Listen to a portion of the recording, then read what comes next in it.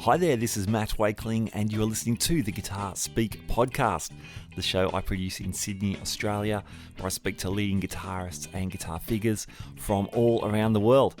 Thank you so much for joining me for episode number 106. Now today I have two very special guests for our 2019 NAMM Special, the Inside and Out Special. Guest one is Eric Fortaleza, Sydney bass player, very hardworking, always gigging, recording, traveling. He also happens to be an Aguilar Amplification artist, an endorsed artist, and that was his gateway into NAMM. We find out behind the scenes what goes on in the biggest music convention in the world. For part two of this episode, I catch up with my friend Gavin Moar from Cote Guitars, and we just have a hang and talk about all the gear that caught our eye over the internets. And as some of this gear is starting to turn up in Australia now, it's actually the perfect time for us to reflect on our favourite releases. All right, let's jump straight in. Here's my conversation, starting off with Eric. Eric Fortaleza, welcome to the Guitar Speak podcast. Thanks for having me, Matty. No worries. Now, I'm just quickly grabbing you today to talk about NAMM for our NAMM Special, but you and I, we're going to get together soon and dig into the whole Eric Fortaleza story, which is fascinating. But I hope. Yeah, for sure. But NAMM, man, have you been to NAMM before? No, so that was my first time. Awesome. And I was so obviously as any musician that loves music and loves gear would know what it is, and if you don't, you need to know what it is. Yeah. If you're trying to be aware of what's happening. But I've never been, and that was my first time, and it was a bit. If I can, I don't know how long your podcast stories are, but I want to make sure I get to share why I went and how I went. Yeah, go for it. So man, it's like 1 a.m. in the morning. I finish the gig and I get home, and then I'm just, this is normally the emails I get with the companies I endorse and I work with, especially if I'm dealing directly. The emails, I email them at the middle of the night because that's when they're up and that's when they're awake. Yeah. So I'm getting this new in-ears by 64 Audio, which I wanted, like I've been looking around to get for different in-ear monitors. And then they asked me if I'm heading to NAMM, if I can, because I'm ordering these ears. And I'm like, no, I'm not. But what if? Yeah. Then I checked flights. That night, and they were just around NAMM time. There were these flights for like $800, $700. Wow. And I'm like, I should go. And I'm ahhing about it. And I'm going back and forth with confirming, checking flights, checking all this stuff. And from 1 o'clock to 3 a.m., by 3 a.m. I finally decided to go. All right, fine, I'm going. I had no choice. The tricky thing about NAMM for people that haven't been is it's invite only. Yeah, it's just industry. Yeah, industry only, invite only for artists, musicians that connected with brands, or if you own a company, if you own a retail store, etc., you get first preference. But that's why I'm and ahhing about it, because I'm just guessing. Maybe I can get in. I didn't even plan on going, but I just bought tickets anyway, so it gave me no choice. I was like, I'll find a way. That's awesome. Now you've got a bunch of connections and endorsement deals you're working with, and I think I was first alerted to you going to NAMM through your Aguilar Amps connection. Is that that your in? So that was my in, and it was I informed them that I wanted to go to NAMM, and they're like, perfect, done, easy. It was just one email. Fantastic. It was one email, and they gave me an artist pass, which is great, because then it just makes it makes it, one, obviously it makes it easier because the public can't go, and I was really worried. Again, that's why I was worried if I could go or not, because I didn't want to assume they were just going to give me one. Yeah, sure. But they were like, yeah, of course. So that made the relief of like, all right, I'm going to LA and I can get to NAMM. But even if I didn't get in, I would have just gone around LA. Yeah. Cool. But yeah. So all good either way. But yeah, you got in. And what was your involvement there? What did you have to hang at the Aguilar booth or what? So I got to demo a few of the Aguilar amps, the new stuff that came out, and I got to buy one of the new there was a new release for Aguilar called the Tone Hammer 700, which is a 700 watt Class D amplifier that they had, which came out that they released at NAMM, and I was like, perfect. I got to buy the ones that I was demoing. So at the end of NAMM, I got to bring it home. I bring one home. Nice. Now, in the old days, like buying a bass amp, a 700 watt bass amp in the States and bringing it to Australia would be a nightmare. But with this new Class D stuff, hey, I know Class D has made it so like it's changed the game. It really has, because now there's a switch. I used to worry about that when I first bought Aguilar ages ago. I was like, well, I buy all these amps. Can I, even if I go somewhere where I want to use that? Because then Class D means I'm gonna get this wrong completely, but at least it's it's not as heavy as your tube amplifiers. Yeah, definitely. So you're meant to be able to bring them anywhere. But then if you can bring them anywhere, can they even plug in anywhere? In the back of the Aguilar Tone Hammer 700 is like a 120 or 240 switch. You can switch. Oh, okay. Yep.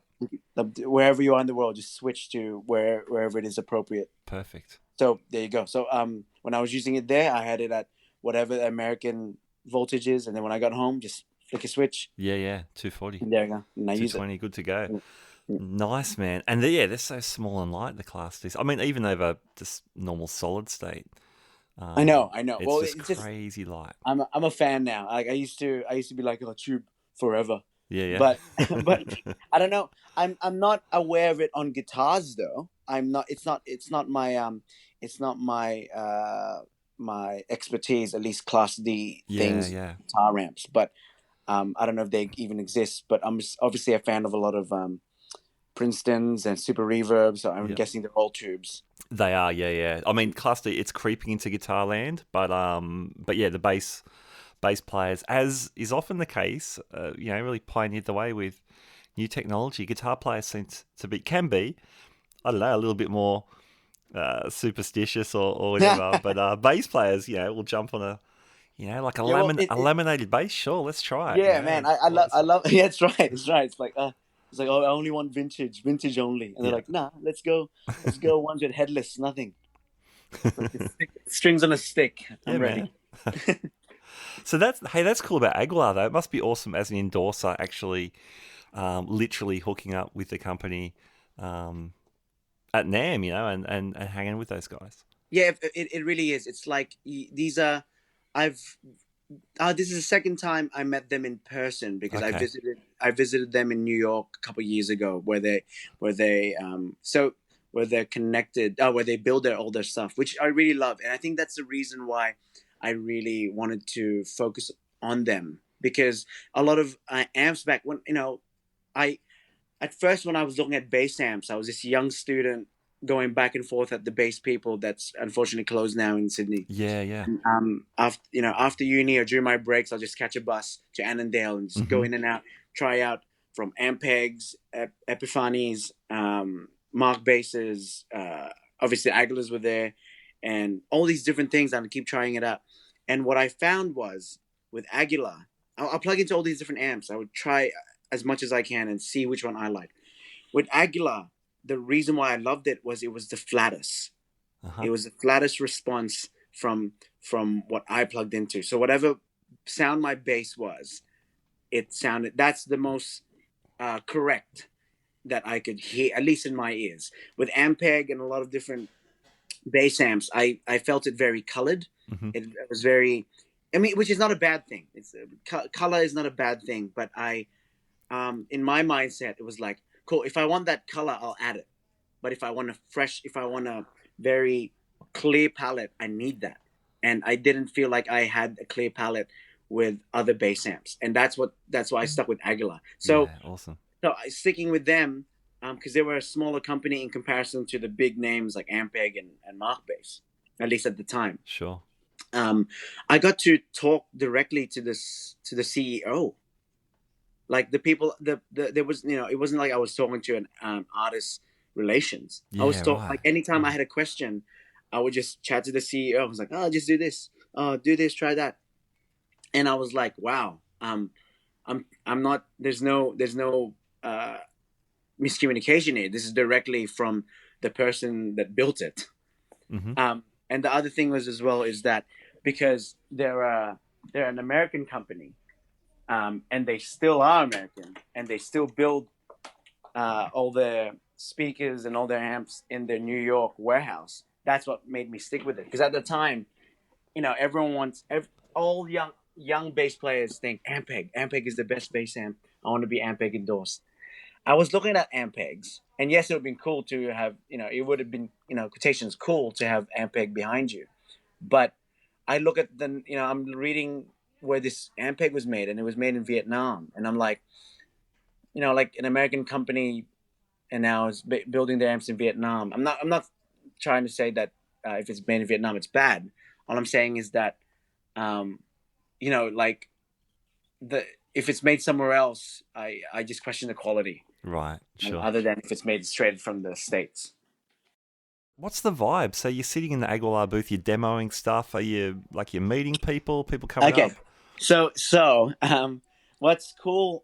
Okay, so this is how NAMM is normally broken down. If I could just, there's a hierarchy. Obviously, you sort of have to understand there's a hierarchy, and the easiest way to see the hierarchy is obviously with the badges that you have. So depending on how you got in there, it will show on your badge. Mm-hmm. By badge, I mean it's pretty much like a lanyard with an ID, Yep. and it says your name, it says where you're from, it says who you're representing, and it says what you're there for. So it'll have the general ones you'll see. Oh man, I don't remember much anymore, but I know that either this is a breakdown. You'll just have people representing stores, so they're the salesmen. Okay, and they're the ones that purchasing for their company. There's people that exhibitors. So they're the ones that obviously if they own the company, but let's say. Sure.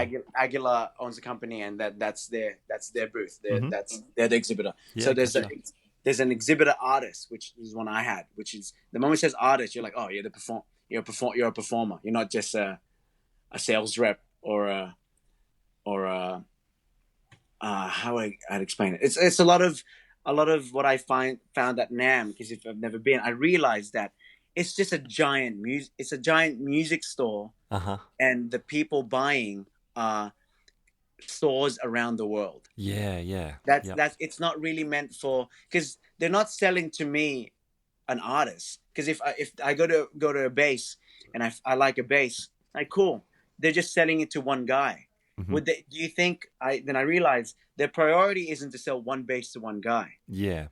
Their priority is to go to this sales rep for, let's say, the biggest, who's our biggest, Alan's Billy Hyde. Yeah. Right? I don't know if they still exist. I think maybe. I haven't been. So let's say they would rather talk to a guy from Alan's Billy Hyde and be like, cool, can we buy 20 of those basses? Yeah, so obviously. That's their priority. Sure. And that's when I started realizing the musicians there aren't there to buy stuff. They're there to obviously just showcase the instruments and the amps and the technology that's there. But we're not the priority. The priority is the sale. Sure. And that's I think something that we need to realize when we go in there, that that's the cogs that's turning that weekend. Yeah. It's not the musicians going in there playing because we're just playing. We're not buying anything. But it's them selling to Guitar Center, and Guitar Center go, we like that. We'd like to buy 10 for all our stores around the country. Yeah, and obviously that's massive. That's to them, ka-ching, rather than me going in there. I like that. I like to buy one, please. Yes. For sure. So like, I guess what you're talking to retailers. Are there any other Aguilar artists hanging around? Yeah, so you'll see, yeah, like I said, so you see in the lanyards and their IDs and badges that who they represent. So there, you'll meet a lot of Aguilar artists, and not just Aguilar artists, Ampeg artists, et cetera, et cetera, et cetera. You'll see every single representative of each company and all of that stuff. But what's cool is, representing such a world-class company, if that's on your name, you, like I said, there's a hierarchy. So you sort of see, it sucks, but unfortunately that's how it works. If you see two people that you don't know and you're trying to network or create contacts, if you see people that you don't know, if you meet two people that you've never met before for the first time, and you see them with their two badges, and one says, let's say Fender, and one says, I don't want to badmouth a smaller company, but some someone guitar else. company. Yeah, let's just some guitar company you've never heard of. Yeah, of course. You already, like, you sort of, the hierarchy, you can already see. You're like, okay, this guy is in a better position. I guess I'm not trying to say that you judge people, but it is, like I said, it is a room of trying to sell. Yeah. That and that's their priority. So, you will meet all those people. The other thing is as well is you'll see legends walking around. Like, going through my highlights on my Instagram. The moment I walked in, I saw Victor Wooten walking around, Marcus Miller, doing a demo. I saw my favorite bass player, my favorite pick bass player, Bobby Vega. If you've never heard of him, check him out. One of the best pick bass players, or just bass players in the world, I reckon. And then you just see all these legends walking around. You're like, oh, they're just there. Who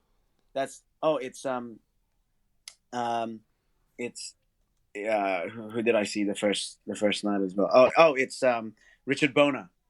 You know, so it's just, you're just gonna see all these guys walking around or playing somewhere, and that was day one of NAMM, and I was like, and that's the first hour. Wow, and I was insane.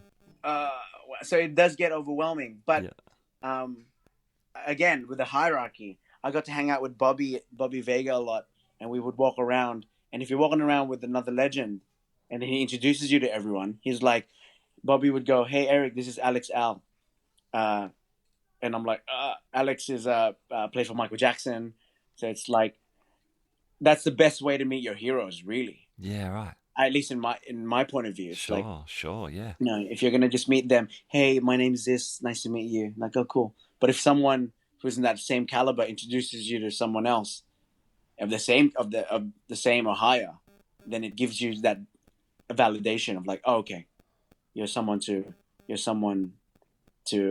look at, I guess. But yeah, that's crazy about that they were just all there playing that everywhere and anywhere, and that was day one. That's crazy. That's so cool. I know, man. It was super overwhelming. Excellent. Man, you've documented heaps of this really well on your Instagram page, so I'm going to include a link to that in the show notes. Yeah, they should.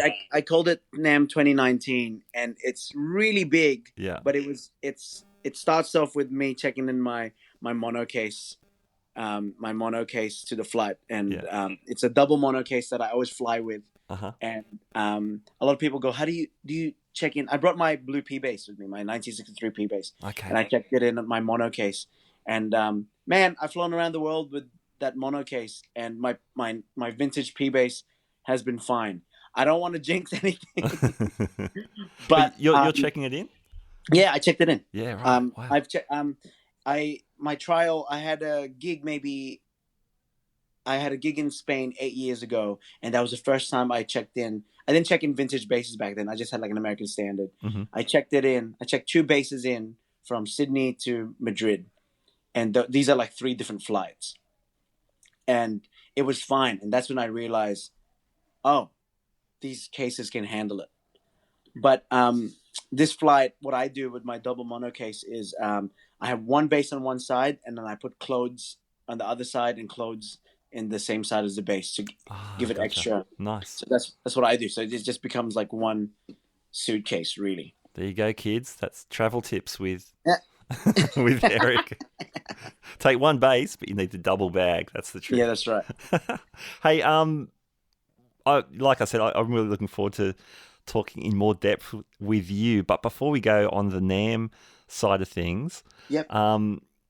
there was one product I saw you demoing. It was like a little subwoofer. Yes. Perfect. Yeah, Perfect. can you just quickly explain that? Because for people doing lots of in-ear gigs, it looks like, or even if you're not, it just looks awesome. Okay, so I think the reason why this thing, I'll build it up first. The reason why this thing is so good is because it also has multiple applications. It's not just the one thing. I now use it very often for a lot of different applications. And I'll explain what it is. So it's called the Backbeat. Mm-hmm. BACK beat, BEAT. And you can find them on Instagram. It's called Get Backbeat, at Get Backbeat. Anyway, I first saw this on on one of those starter up videos, and Victor Wooten was playing one, and he's saying that it's like having, and one of the quotes is like, it's like having an 8x10 cab at your back.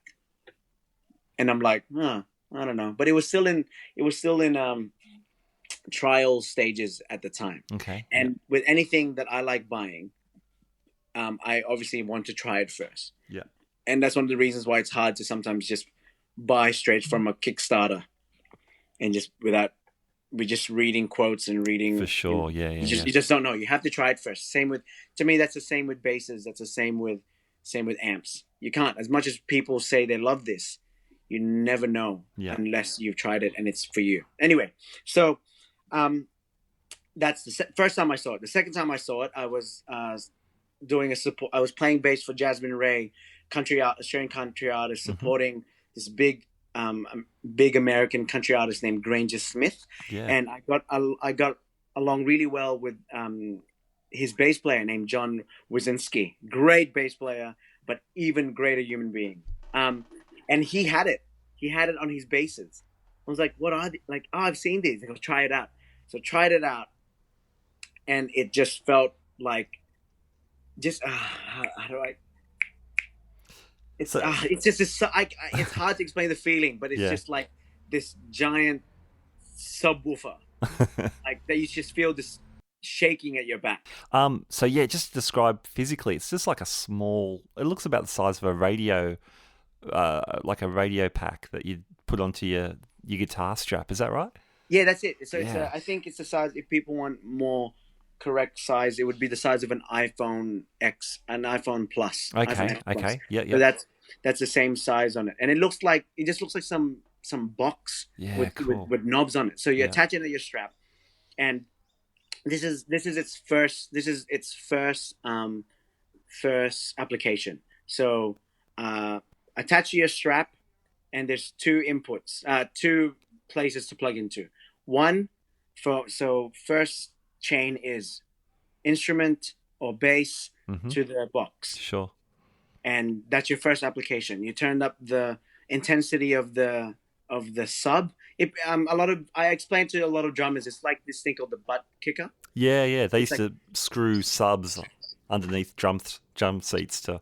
So they can feel the instrument, and I reckon that's the first application, right? Yeah. So if you're just at home, or if you're just, and I think I have a lot of friends that pick up the bass but don't have bass amps, and they're learning. But I think the danger is, and as a guitarist, you would know that, an electric guitarist as well, if you can't hear what you're playing, your technique will be wrong. Sure. You need to learn subtlety, and you need to learn dynamics, and you need to learn velocity and how to attack the strings and how loud you need to go. If you've only played electric guitar acoustically and you've never plugged into an amp and you've been practicing, the moment you plug into an amp, you are not going to be ready for what's going to come out there. I think your attack will be too much, or you're going to lose subtlety. And that's the same with bass, I reckon. I think this is a great practicing tool for young bass players, because it gets them when you plug in this thing, when you plug in for first chain bass to the to the backbeat, and you feel the rumble of your string, so it follows exactly what you're playing. It's not just like, it's not a tempo or a click. It follows exactly to the to the notes that you're playing. Cool. So it was a great way for me to sit down and practice as well, because it's like, oh yeah, you realize that you attack too hard if you play a bass acoustically, but then the moment you feel what you're playing, you realize, oh, I don't have to dig in that hard. I can. Oh, that's application number one. With that same setup, there's a headphone jack out. So you plug in headphones or earphones or any monitors that you can go directly, and you can hear a true bypass bass sound, and you feel it as well.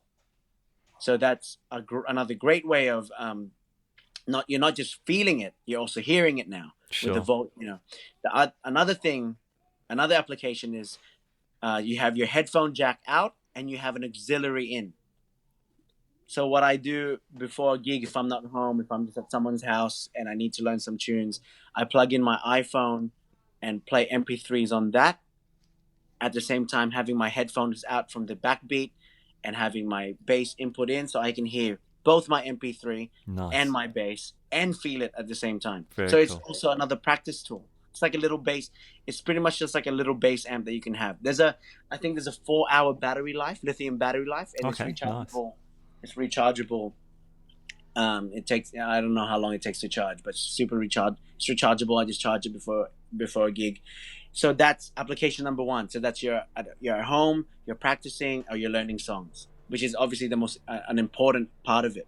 Now, the other application is obviously live. So there's another output that goes straight to your DI or your bass amp, and it's true bypass. So whatever sound you're plugging in goes straight to your bass amp. Nice. So you feel your bass amp, and you can walk away from bass amp and you still feel it at the back, because I think that's what I now tell a lot of people is the reason bass players turn up. At least, I don't want to generalize, but at least the reason why I turn up isn't to really hear the treble of my bass. It's to feel it. Yeah, sure. And I think that's why I turn up. Yeah. So having the backbeat doesn't make me, I don't have to turn up all the time now, because I'm like, oh, I feel what I'm doing, and I know, you just trust the mix.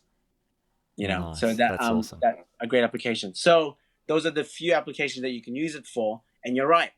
If you do any gigs, if you do no bass gig, no amp gigs, if you're doing TV gigs that you can't have bass amps, there you go. That makes it at least more refreshing and easier to do, and it makes it. I think it's worth it. And that thing as well, I got it straight at NAMM, and I got to try it again. And I got to meet the guy that built it. I'm just trying to remember his name, because his name on Instagram is obviously Get Backbeat. Okay. But let me try to remember his. I don't think. Oh, I feel bad now saying this, but now we're talking about him. But it's all good. He's Australian.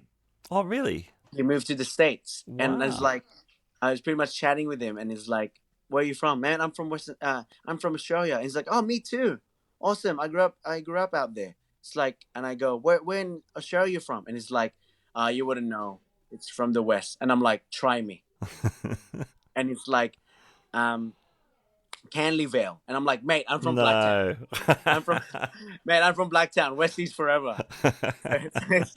So it's like it was just refreshing and affirmation to know that, man, the guys that are trying out his technology are like Victor Wooten and all the Michael Jackson's bass player Alex Al, from Marcus Miller, and all these world-class musicians trying his product, and it's from out west. Wow. Awesome. In Canley Vale. And I'm like, wow. There's no limit. There's no limit to where we can go, Absolutely. Man, Eric, it's been awesome. Thanks for joining me on the NAMM Special. And Yeah, backbeat. That sounds awesome. I'm gonna dig more into that and find out some more. But mate, we'll have you on the show soon. But yeah, in the meantime, thanks for jumping in for this. Thanks, Matt. Thank you so much. We'll catch you soon. All right, that was very cool. Behind the scenes at NAMM with Eric. Awesome. Can't wait to meet up with Eric face to face very soon to record a podcast episode and do some jamming and find out a bit more about his career. It is a very cool story. All right, moving along. Gavin Moar, my next guest from Cote Guitars. Gavin will explain a little bit more about Cote Guitars at the start of our conversation, and then we launch, or should I say we continue, the NAMM geekery, the NAMM nerdery, as we discuss some of our favourite releases. Let's move straight into that. Gavin Moar, welcome to the Guitar Speak podcast. Cool. G'day, mate. Thanks for having me, mate. Mate, my pleasure. Now, I'm excited to talk about NAMM and have our, we weren't in NAMM view of what went on and looking online and all that kind of stuff. But first up, you also run Cote Guitars. Tell us about that. I do, yeah. It's just a Cote being, I live down in Heathcote, down in southern Sydney, and it's just a play on words. It's just a little business that I run on the side. I'm actually a avionics engineer with a big Australian airline that I won't mention. So on the side, I just run a business repairing guitars, amps, effects, and all things musical. And so it's going really well. Yeah, it's been good. Fantastic. How long have you been running that for? Essentially, as per Cote Guitars, probably for about 3 years now. Yep. I decided to sort of make it a bit more full-time, well, not full-time as such, but a bit bigger, and it's exploded. So, I mean, I've been tinkering with guitars and amps since I was a kid, pulling things apart. So it's just been a natural progression. I started fixing friends' guitars and amps for cases of beer, and it just sort of grew exponentially from there. Mm-hmm. Yeah. Excellent. I've seen, because I follow you on through social media, I've seen some really interesting things floating through your place as well lately. What's some of the more unusual jobs you've been doing? To be sure, that's the best thing about doing it is that some of the stuff that you get to play is just unreal. I literally just finished restoring a 1968 Domino Japanese guitar that a guy around the corner had had since he was a kid, and he'd had it since fairly new, and it had been under a bed in box and pieces. And I had to restore the whole thing because you couldn't buy bits for it, so I had to make a lot of stuff, and it just came up an absolute treat. I had no idea that it was such a beautiful guitar, and he was happy. The photos are there on my Insta page and all that. Another one I just did actually the other day was I never heard of. Have you ever heard of a Fender Lead Series guitar in the late 70s, early 80s? They were just like a one humbucker, small Strat. Oh yeah, the Lead. Yep. I think there was a Lead 1, Lead 2. Yeah, that's the one. And Lead 3. Yeah. I didn't really know much about it. I had one. I just refretted one of them and did a bit of repair, and mate, it came up fantastic. I thought I love my Strat, but this thing nearly better. I think I didn't really want to give it back. It was just a beautiful guitar. That's one of the things, and you get some beautiful amps you play through, and something you would never normally have. So it's the perks of the gig, mate. Yeah. Nice. Did I see you had was there a lute or something? Some weird kind of acoustic? I did an old Russian Domra from about the 40s. Like a full restore on that had just fallen apart. And a Russian friend of mine, dated it, where it was from, and everything from all the acrylic writing inside it. And I've literally got another one now, an old English banjolin. It's called. It's like a cross between a banjolo and a mandolin. And I've done one a while back, and I've just got another one in today, which they're about 100 years old. They're made in England in sort of 1910, about that sort of 1920s.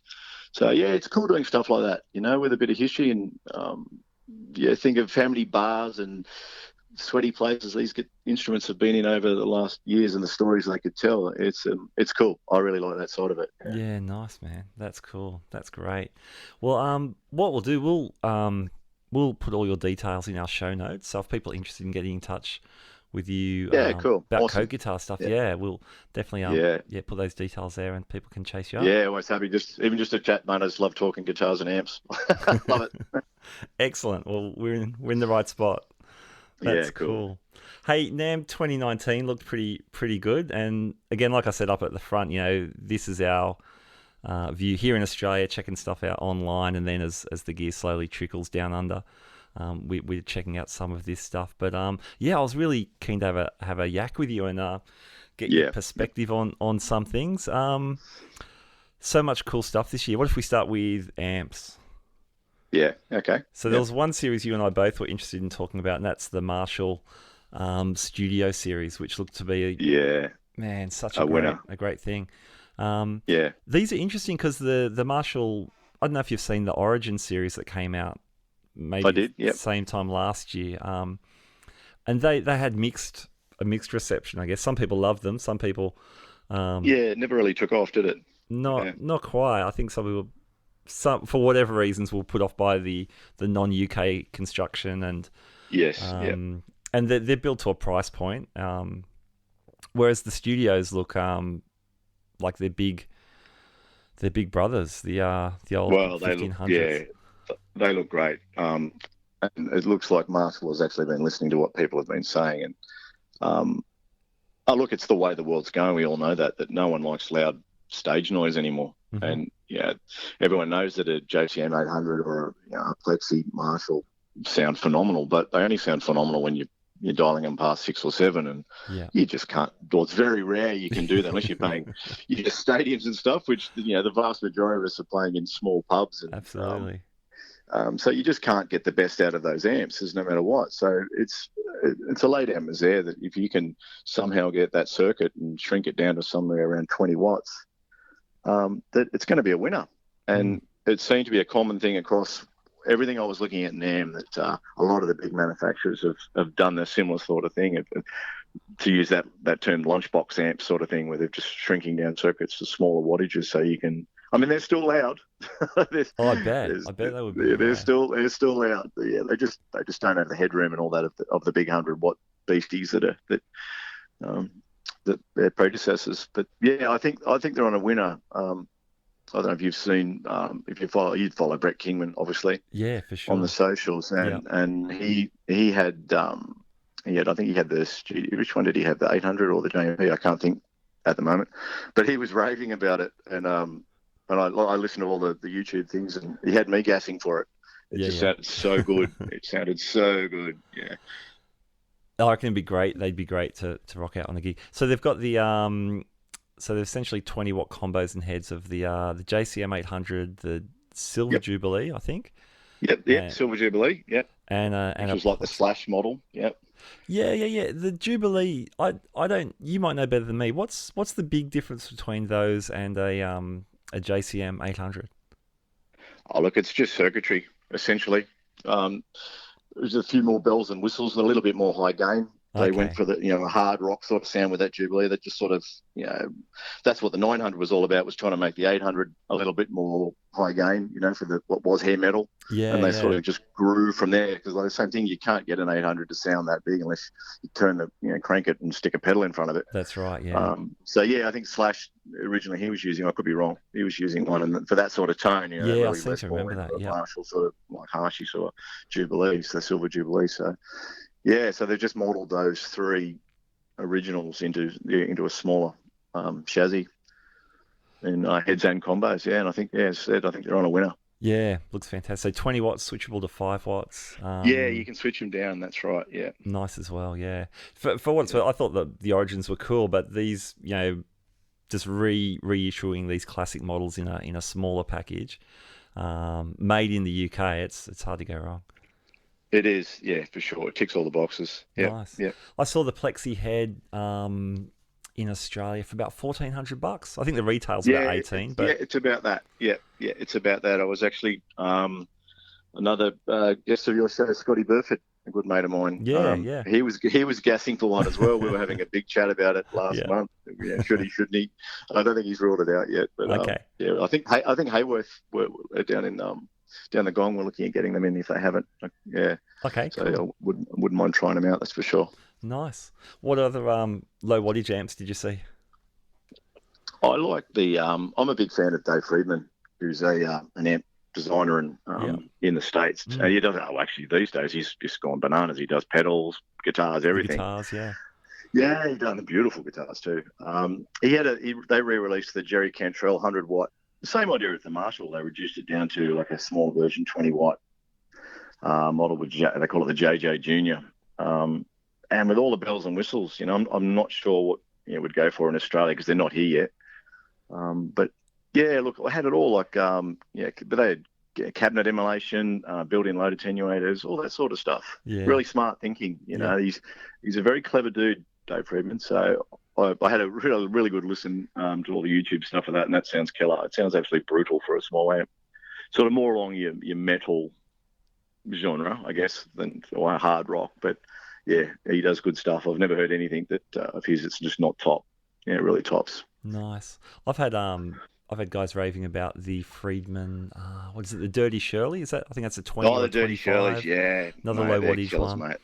So yeah, nice. The Dirty Shirleys, and they're a 20-watt head. You can get the mini 20-watt Dirty Shirleys as well. Yeah. And they're basically designed to be a hot-rodded Marshall. Yeah. Yeah, just an absolute cooking hot-rodded Marshall. And that's like what a lot of those guys, where they got their starts from, was basically modding Marshalls and modding the amps, and then coming up with their own ideas, smart cookies. Yeah. So yeah, he does a lot of good stuff, and a lot of big guys use his stuff. So yeah, he's doing something right. Yeah.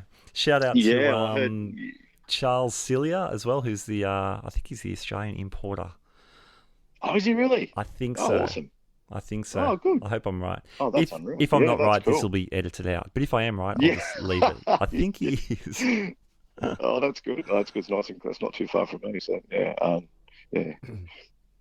Yeah, cool. What else? Low wattage. Was there any other low watts you wanted to talk about? Oh, there was a heap. There seems to be like an in vogue sort of thing to do this low watt with a lot of amps using EL84s now, which is the smaller valves or tubes, whether you're American or English.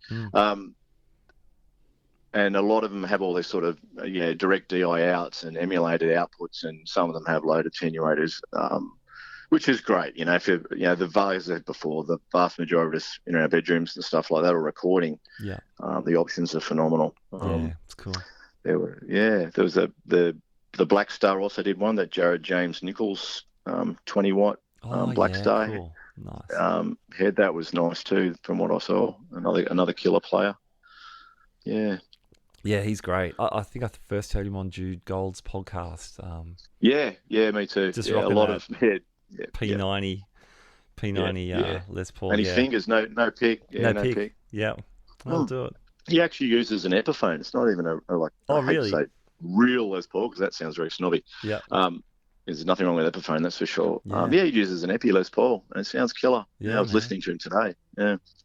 Very cool. But yeah, that was sort of the small amps. Yeah. The only sort of big, I'm sure there was a lot of releases, but the only other sort of big amp was the Victory. The Victory amps. They've gone the other way and upped their 40-watt deluxe into the 140. Basically, they've added another pair of 6L6 valves and made a big 100-watt version of their single-channel Victory, which are also killer amps. Nice. Nice. So yeah, beautiful. So and you can switch that down to 30 watts as well. Okay. Yeah, that's all. That's good. All that's sensible. Hey. Yeah. I'm gigging with a 30-watt Laney, a UK-made Laney, pair of 84s as well. The EL84s, like you were saying. Yeah, was that the LC30? Yes. Yeah, good amps, man. Yeah, Laney stuff is very underrated. Yeah, I work on it a lot. I got a lot of guys who use them. Yeah, they're good, and they're well built too. Yeah, they're good amps. Yeah, good times. Yeah, good times. Yeah. Well, I don't think you need much more than 30 watts these days. Yeah, it seems like it. Hey, it seems like it. Like I said, unless you're playing, download or those big outdoor festivals, it's a different story. Yeah, sure. Put it this way, my 100-watt amp and cabinet I'm sitting here looking at doesn't get a lot of use these days. Is that your Lone Star? No, the Lone Star's only a 30-watt. That's only that's a combo. That's my main gigging amp. Yeah, just because it's pure versatility. Yeah. Yeah, very cool. What's your 100-watt? Remember the brand Ashton? They're an Australian company, but they had their stuff made overseas, and they sort of went out of business basically because they had the wrong business model, in my opinion. But they actually made really good stuff, and essentially they copied the Marshall JCM 2000 TSL and DSL amps, and called them. They called them so, but they're exactly a clone of it. and you can get them as cheap as chips, and they sound awesome. Wow. It's one of those things that, it's really funny, that Ashen stuff. Their guitars are great too. They're actually really good. Huh. But they sort of got branded as cheap, Right, and the Australian public went, "Oh, we're not buying that sort of cheap rubbish," and they sort of, that was their business model. But it's great amp. I beat it against a real 2000 only last week, and there's very little difference, really? mate. Yeah, very little. Yeah, that's nuts. Yeah. Man, I'll be scouring Gumtree now to check one. Yeah. And then I'll never turn it up loud enough, and it'll just sit in my garage. No, that's right. Yeah, so sit there collecting dust, stopping dust from getting on the carpet. Yeah. All right. You mentioned Les Pauls. Let's talk about Gibson. They made a welcome and probably expected return to their roots at this year's NAMM. Yeah, they did, and good on them. It's great to see like an iconic brand like that. No one wanted to, not that they were ever going to fold, but no one wanted to see them down and out. So they've essentially the similar sort of thing to Marshall. They've listened to their customers, their customer base, who said, we want simple models of all your Les Pauls, SGs, Juniors, 335s, and we want them to be like the old standard Gibsons that you used to make, simple and good quality. Yeah. And it looks like they've done it. So good on them. Yeah. Nice. Any models stick out to you?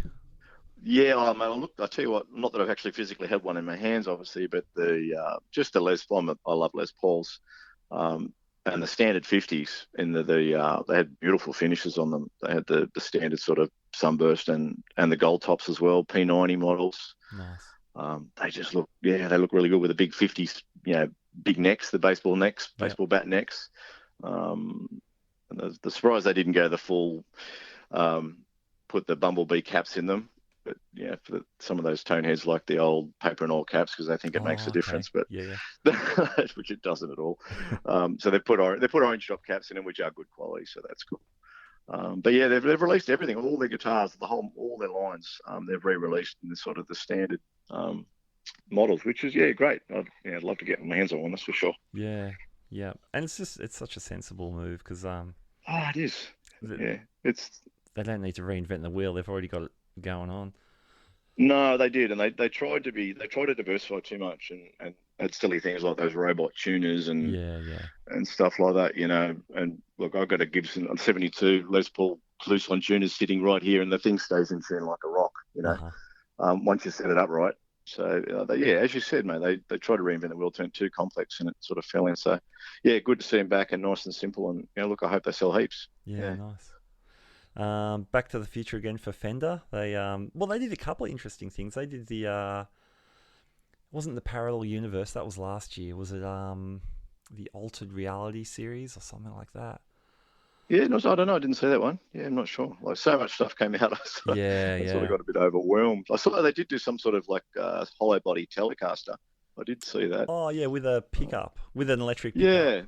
Yeah. It sort of didn't really float my boat. The Acoustasonic. So that's the one. Yeah. Yeah, people were raving about it. I didn't really get it. Surely it's a compromise of both instruments. Like. Yeah. I can't see it working, but hey, look, I've definitely been wrong before, so who knows? I mean, props to anyone who really needs an acoustic that's got a Tele bridge pickup and is constantly switching back and forth. That's awesome. But I just my own needs, I wouldn't be lining up for one. No, it didn't float my boat, but who knows? Yeah. They did release the Jimmy Page Kelly, which I thought was awesome. Yeah, it was awesome. With all the, I didn't remember. I knew the Dragon Rod obviously because I'd seen that, but originally had like the 59 Telly, that same guitar. It came out with mirrors all over it. Yeah, I had no idea about the mirrors. Yeah, it had like round, like the round mirrors. That's right.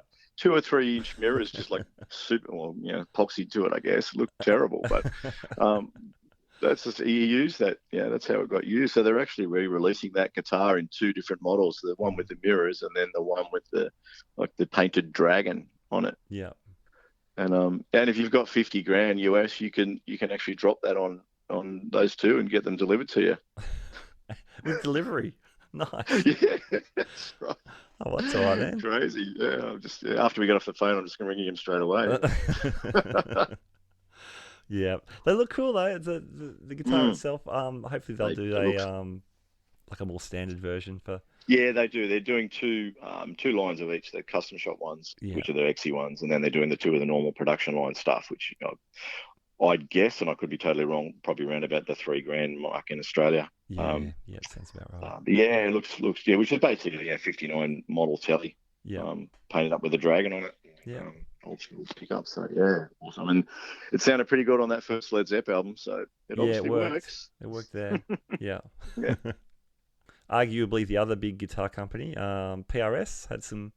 I mean, always does really cool stuff at NAMM, but what I noticed, I think you mentioned earlier too, was one of the SEs, the Paul's guitar, as in Paul Reed Smith himself.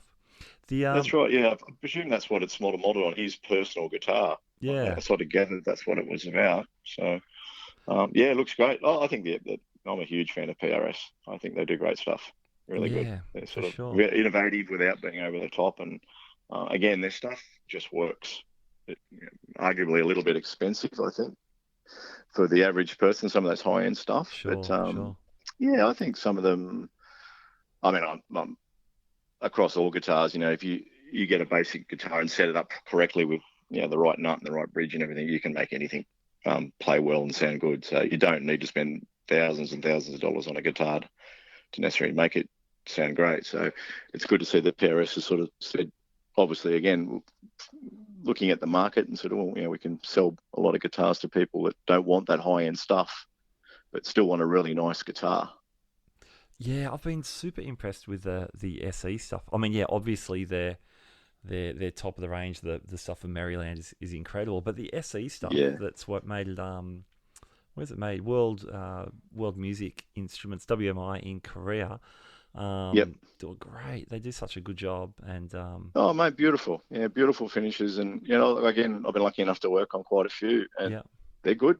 They're just good. Yeah, and like every now and then, the old one might need a bit of a tweak here and there, but yeah, they're just good guitars. Yeah, and they sound great. They stay in tune. Their tremolos are a great idea, the way they engineer their tremolo, and nice necks, just sound great.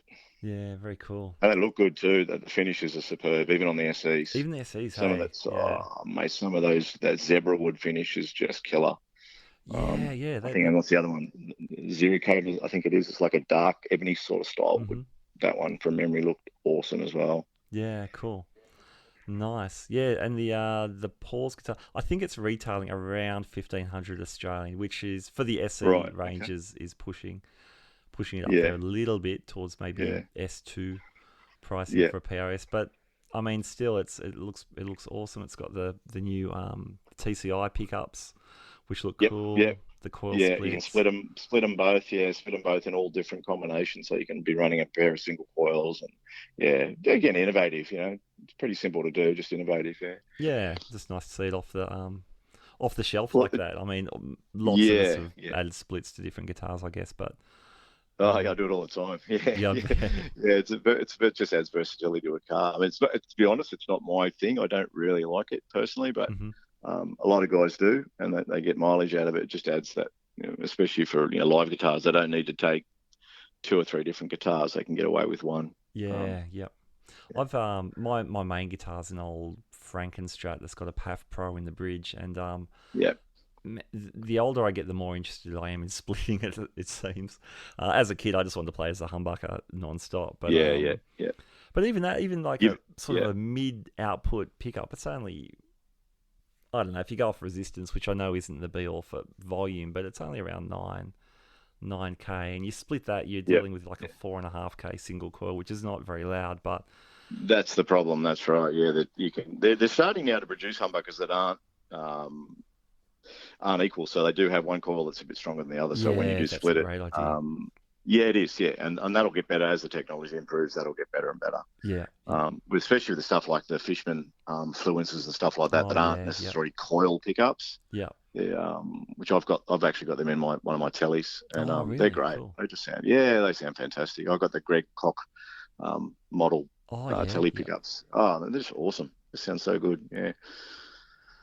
Nice. Are they running off an active sort of preamp? Yeah, they are. They are, mate. It's not a preamp as such. Well, it's active. Yeah, it's just a rechargeable battery in there. It lives under the telly faceplate. It required very minimal modifications, and it's just like a standard mini USB connector. I just got to connect it in there every now and then. Okay. It's like 120 hours life. Wow. The trick is you don't leave your guitar plugged in. I found that out the hard way. Yeah. That'll drain it. Oh man, all of us who had active pickups at one stage found that. Yeah. I've only played one gig. I used to play actives a lot. I don't anymore, but the one gig when the battery was just slowly going mid-set, I will never forget that day. There's nowhere to run, is there? Nowhere to hide. and I couldn't work out what the problem was. I think, man, my lead, is it a lead? Is it? Yeah. Is my amp blowing up?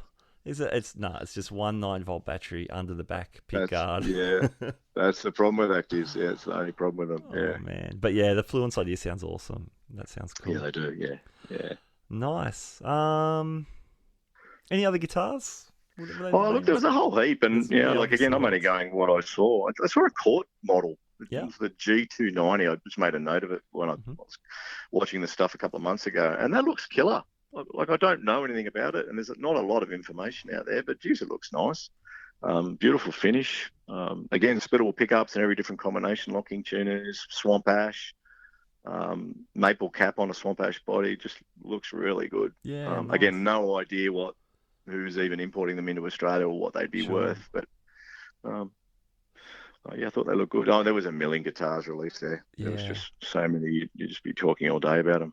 It's interesting you mentioned the Court though, and you've probably noticed it at your store. I noticed in the early 2000s even, when I was doing a lot of guitar teaching, kids were bringing, cheaper guitars or entry-level guitars or maybe slightly above that, and they were actually great instruments that you're thinking, I could gig with this. For sure, yeah. Especially the Japanese stuff. Yeah. Any of those Japanese guitars from the 80s, they're really well made. Well, I shouldn't say all of them. The vast majority of them are just really good. Yeah, for sure. I was seeing, really on as well as that, and I agree 100%, as well as that, I was seeing like Korean-made instruments coming in. Even Chinese instruments, the last 5 or so years, didn't always have a great name, but it's hard to find a guitar that doesn't play great and stay in tune. Yeah, that's right. It's all CNC made now. They're made by a computer. At the end of the day, it comes down to the quality of the components more than anything. Sure. The wood's going to be good. The neck joints are going to be good. All that sort of stuff's going to be good. It just comes down to the little things. Yeah, the big end. In saying that, I've seen some big end guitars. I won't mention names that have come out new, and they're horrible. Right. The fret ends are sharp, and there's high frets here, and it's just really bad. So it swings and roundabouts, I guess. Yeah, sure. But again, all that sort of cheap stuff for me. If you give it a good setup and maybe a good quality nut, they're awesome. Sound great. Yeah, cool. Good times to be a guitar player. Absolutely. Yeah, for sure. Yeah, spoiled for choice. Yeah. Now, let's talk funny boxes. So you had the new 2 Notes device to talk about. I did, yeah. And I had the Boss Tube Amp Expander. These two things are they're not universes apart. They do different things, but really interesting. Let's talk about the 2 Note. What's that, and what does it do? I just essentially, it really caught my eye. I thought it was a great idea. I've heard the 2 Note stuff and all that's pretty good quality before, but it's basically a pedal size pedal that goes at the end of your chain, of your effects pedal chain, and that it produces the IR responses and emulated outs that allow you to run either straight to a desk via a DI or to your computer or to your recording device, or you can actually run your speaker from your amp into it and then run it out to the front of house. And the possibilities, I think, are endless of what you can do with this thing. And for under $500, it's sort of, to me, it was a really good compromise between the analog world, if you like, of pedals and amps and stuff, and the newer modeling world of your Fractals and your Kempers and Helixes and stuff, for guys who want to use their pedal boards as such, and they love their amp, but they want a little bit more versatility. I thought it was just a really good idea. Yeah, really good idea. And yeah, again, for sort of $450, it's pretty good, I thought. Yeah, definitely. I think for guys, I mean, like me, a lot of my gigs have amps, but more so there are opportunities to use in-ears. Right. I Yeah. Well, think there you go. That's another thing. Yeah, for that would be sure. perfect for someone who's doing a bit of both. Yep. If you don't want to go all out into the digital world, but you still want to be able to run that kind of stuff Yeah. sometimes, that looks a And really if good you way to like, do it. yeah, and if you like your wire and you've got you've got a tube screamer you like, and delay pedal that you love, and blah blah blah. You're at home. You can plug them into this, and then run that into your computer. Yeah. And stick your headphones on and crank away at night. Yeah, it's great. In your bedroom or your studio, not wake your partner or the kids, and still have the rest of of your pedals that you love. And then you can use it live as well. I thought the sheer use of this thing was a really good idea. Yeah, nice. Yeah, it looks awesome. Looks great. All their stuff's been great. The original torpedo and they're definitely groundbreakers in that style. Yeah. What did you think of the Boss? Yeah, I thought it was cool too. I mean, comparatively, it's a bit pricey. The retail in Australia is, I don't know, I've seen them for around 17 to $2,000. So it's. Oh, so yeah, okay, they're here, are they? You can actually get them already. Yeah, they've arrived. Right. Yeah. Okay. But they look amazing. So they call it the Tube Amp Expander, and it does a bunch of stuff. So maybe you do or you don't need all the bells and whistles. I guess it depends on the players. But it does similar stuff to the two notes, I guess. You can do. It's got IRs. It's got. Right. Yep. It's got DSP processing if you want that. You can use it as a load box, which is cool. That's a good idea. That's the one thing that the cab two notes didn't do. You couldn't use it purely as a load box. Okay, yeah. You had to play through it still into a load, otherwise you'd blow your amp up. Yeah. Okay, gotcha. So that's a clever idea. That's probably where the extra cost is coming in by the time they put in the circuitry for that. Could do, yeah. And it's also got a. Just guessing. Yeah, well, that'd be part of it. It's also got a 100-watt power amp built in, so I guess kind of the opposite of what the idea with maybe the two notes is. If you want to get louder, so say you've got a small, say you've got your Marshall 20-watt studio plexi, which sounds fantastic, but you actually need it louder, or you're running like some boutique 5-watt whatever it is. You could then take that out to a gig, run it through this, and make it louder. So it's, I guess, the opposite of attenuation. Yeah, for sure. Yes. Yep. Yeah, no, it sounds good. I think again, if I'm wrong, Brett Kingman was doing a demo of one of these a while back. I saw. I saved it on my save thing to watch later, like a million things that I've got when I've got the time to sit down and actually watch this stuff. But again, he was raving about it. Just again, as you said before, great times, mate, for the gear that you can get these days. It's just amazing. Just awesome. Oh, it's just awesome. I love it. Yeah, it's Very just cool. killer.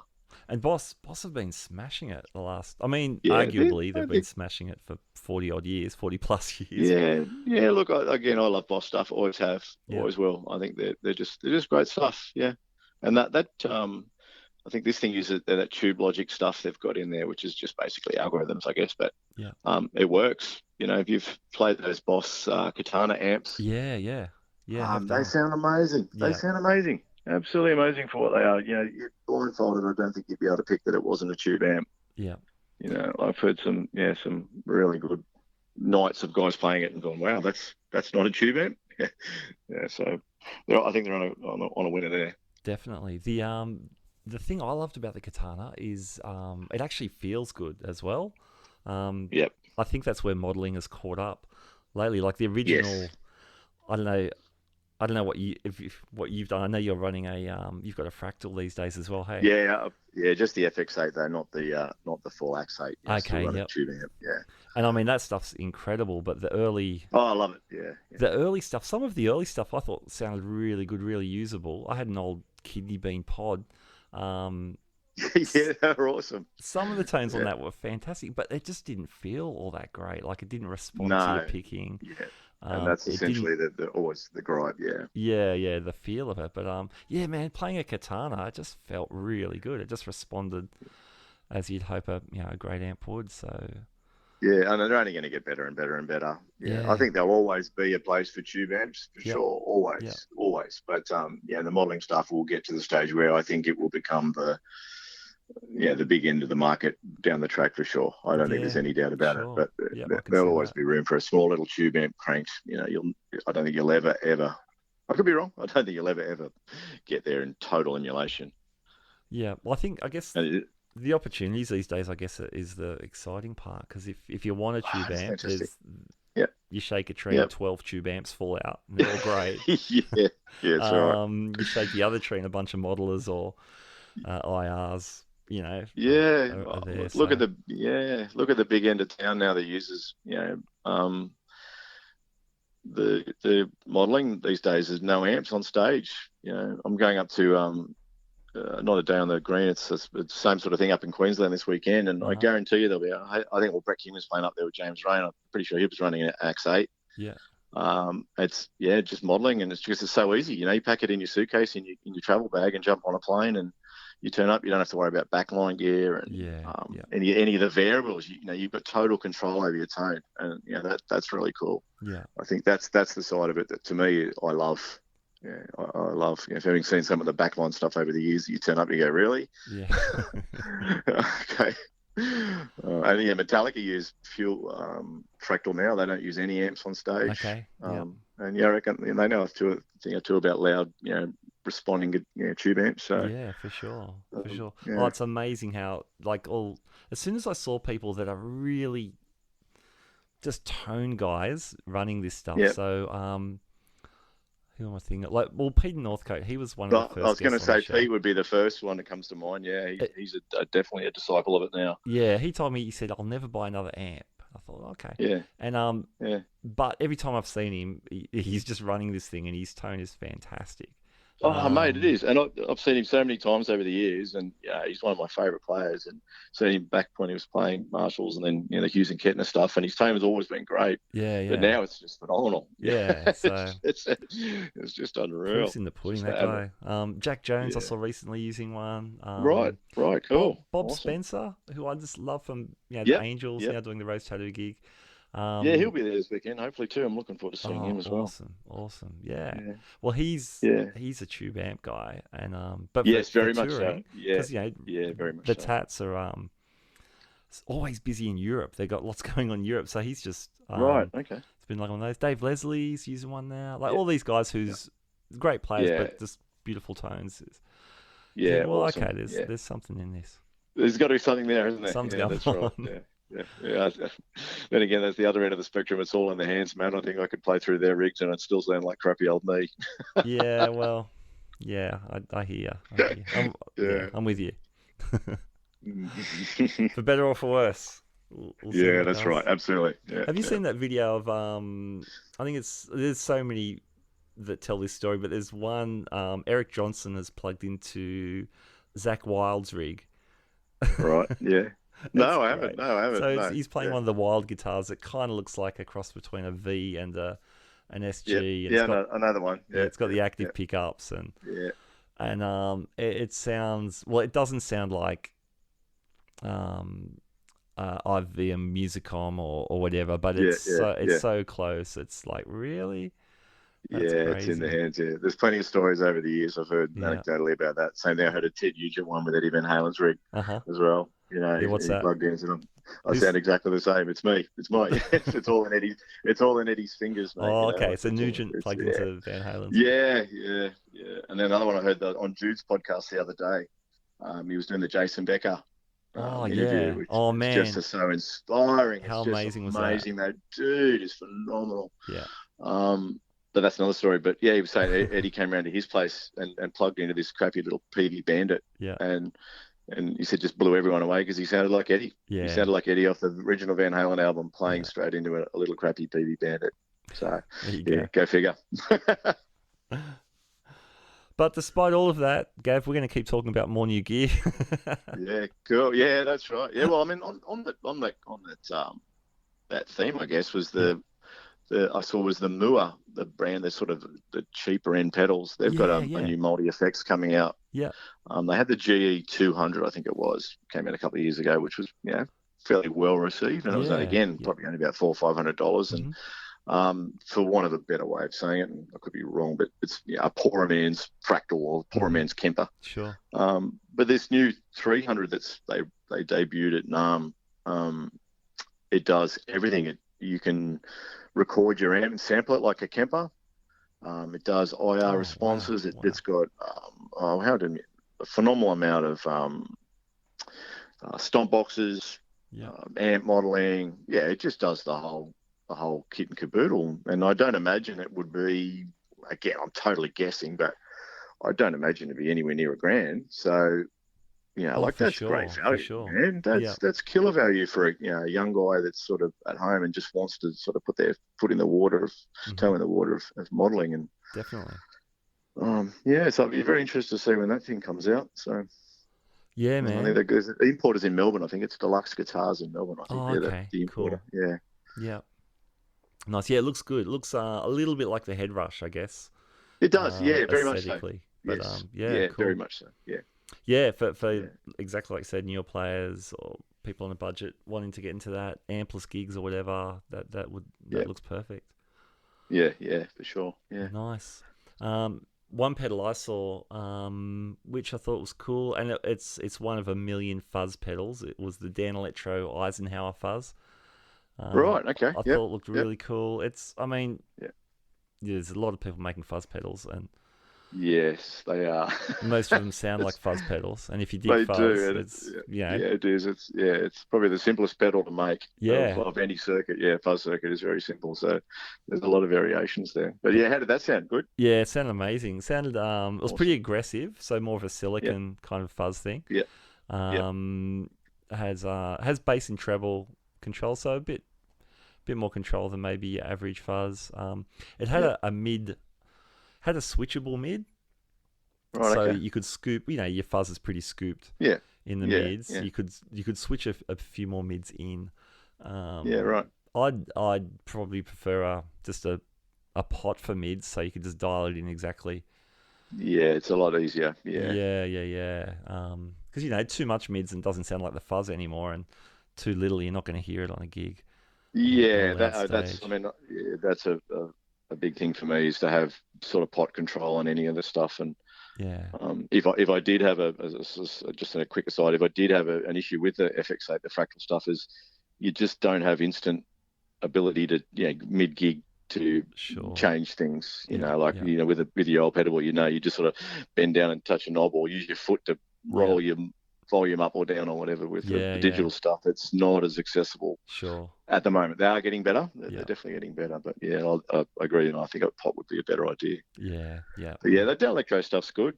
I've always liked it. Ever since the old Cool Cat, which I've still got, the old Dan Electro, those hotcake sort of shaped pedals back in the I don't know when they came out. I've got a Cool Cat.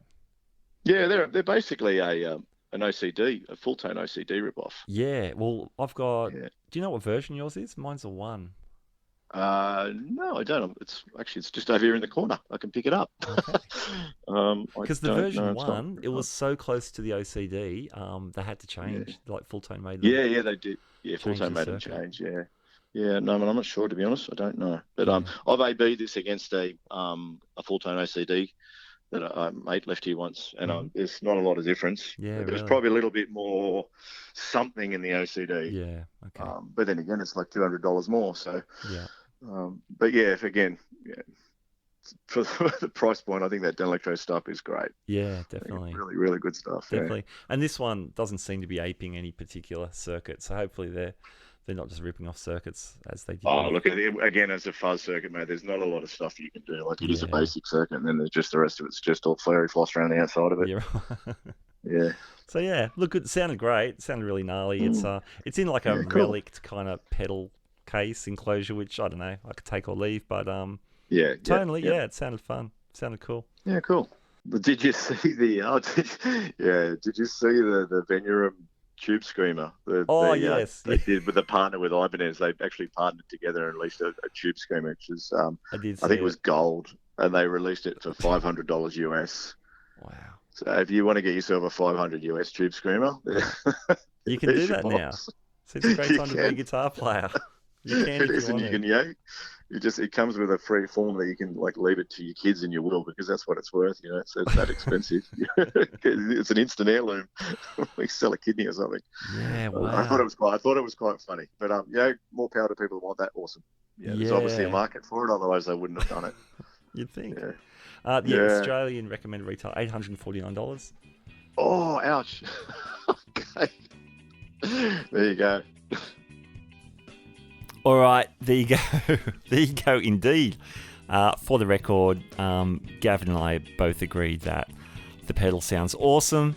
And if anyone actually owns one, please get in touch, guitarspeakpodcast@gmail.com. We'd love to hear from you. It does look amazing. I'm just not getting one. But if you do, more power to you. And any of the stuff. Hey, if you've got any thoughts on NAMM, if you agree, if you disagree with some of the views, please let us know. Again, guitarspeakpodcast.com, or head over to our Facebook page, etc. We'd love to continue the discussion on over there. Now, I must say, I still haven't found out who the Australian distributor of Friedman amps is. I know Charles Cilia of Cilia Guitars is definitely a dealer. I know he's good friends with Dave. I'm just not 100% on who is the importer, because there are a few dealers around Australia. Stay tuned. I'm gonna dig into that a little bit more. All right, that just about winds this episode to an end. Just to let you know what's coming up, I'm so excited. Tal Wilkenfeld, Rick Kelly of Kelly Guitars, Jeremy Barnes, Tim Rowlandson. Yeah, man, some great episodes coming up. So stay tuned. Head on over to guitarspeakpodcast.com. And there's all the links to our social media, or subscribing to the show, and all that kind of stuff. Ways to get in contact, etc. Thanks for joining me. Catch you next time.